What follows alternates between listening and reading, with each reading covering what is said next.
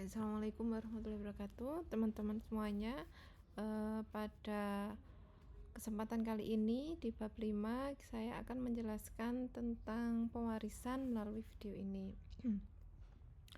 Sebelumnya kita sudah belajar tentang konsep PPO, yakni tentang enkapsulasi. Enkapsulasi sendiri artinya adalah pembungkusan atribut dalam metode dan kelas. Jadi yang kita pelajari kemarin, kita sudah membuat kelas, kemudian ada metode, ada variabel. Nah, ketika kita membungkus metode dan variabel atau properti itu dalam sebuah wadah kelas, itu namanya adalah proses enkapsulasi. Jadi berasal dari kata kapsul ya, pembungkusan yang isinya adalah properti dan metode yang memiliki karakteristik yang sama. Oke. Itu sudah kita pelajari. Kemudian kita lanjutkan dengan konsep PPO selanjutnya, yaitu tentang pewarisan. Pewarisan atau inheritance itu adalah sebuah keadaan di mana atribut itu akan diberikan oleh sebuah kelas ketika kita membuat kelas baru yang akan mewarisi yang disebut dengan subkelas. Jadi ilustrasinya mungkin seperti ini. Ini ada seorang ayah yang punya karakter rambut berwarna coklat. Ketika dia punya anak, maka anaknya mewarisi karakteristik rambut yang berwarna coklat itu tadi. Sebuah kelas atau ini diilustrasikan orang tua bisa memiliki lebih dari satu anak. Sama halnya juga sebuah kelas bisa juga memiliki beberapa anak, lebih dari satu. Oke, kira-kira seperti itu konsepnya. Ini mungkin contoh lain. Jadi klasifikasi dari hewan bisa kita bagi jadi dua berdasarkan memiliki atau tidak memilikinya tulang belakang. Kemudian dari yang punya tulang belakang juga bisa dibagi jadi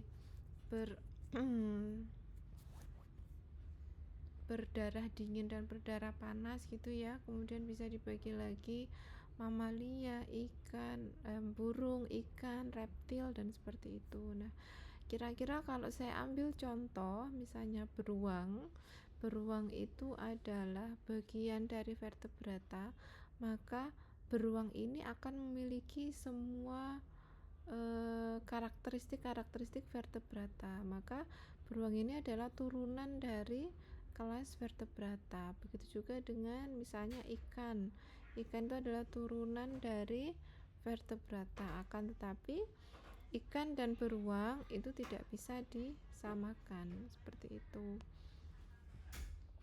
Nah, kira-kira seperti ini konsepnya. Misalnya ada vertebrata yang memiliki karakteristik punya tulang belakang, punya organ, dan punya alat gerak.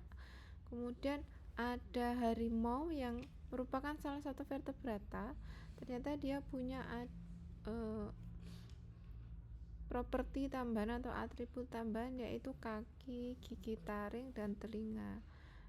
Nah, selain itu ikan juga punya karakteristik yang dimiliki vertebrata, tapi dia juga punya yang lain, yaitu sirip.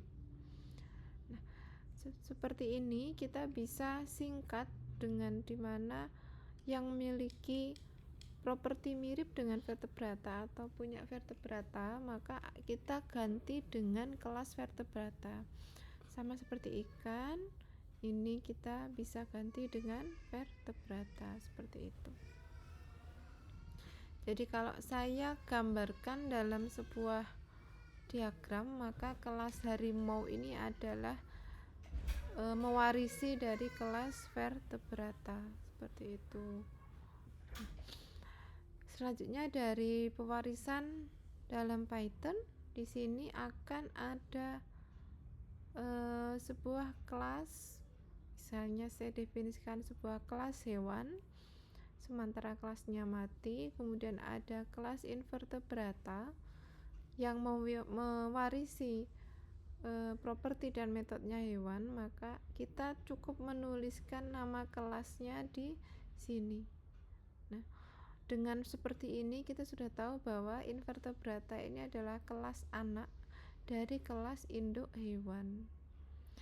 Kalau ada kelas lagi misalnya moluska yang dia mewarisi kelas invertebrata, kita tinggal menuliskan ini. Jadi ini adalah kelas anak dari kelas invertebrata, sedangkan invertebrata adalah kelas anak dari kelas hewan.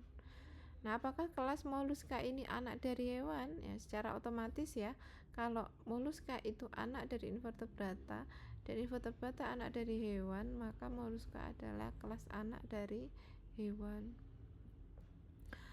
Nah, sekarang kalau sudah ada konsep pewarisan seperti itu, kira-kira apa yang diwarisi?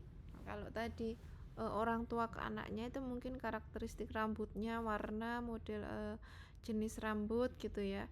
Nah, kalau di kelas dalam pemrograman, karena kelas itu memiliki properti dan metode, maka yang diwariskan ya properti dan metode tersebut. Jadi misalnya ini ada kelas mamalia, kemudian ada kelas kucing yang mewarisi kelas mamalia. Di kelas mamalia memiliki properti atau atribut paru-paru, sedangkan di kucing ada atribut kaki. Sekarang kita membuat objek dari kelas kucing, kemudian kita panggil objek dot kaki. Ini artinya adalah memanggil atribut milik kelas kucing. Nah, sekarang coba kita panggil objek dot paru-paru, di mana paru-paru itu sebenarnya milik dari kelas mamalia, ternyata bisa kita panggil. Artinya atribut paru-paru itu diwariskan ke kelas kucing, sehingga ketika kita membuat objek dari kelas kucing, kita bisa mengakses properti dan metodenya kelas mamalia.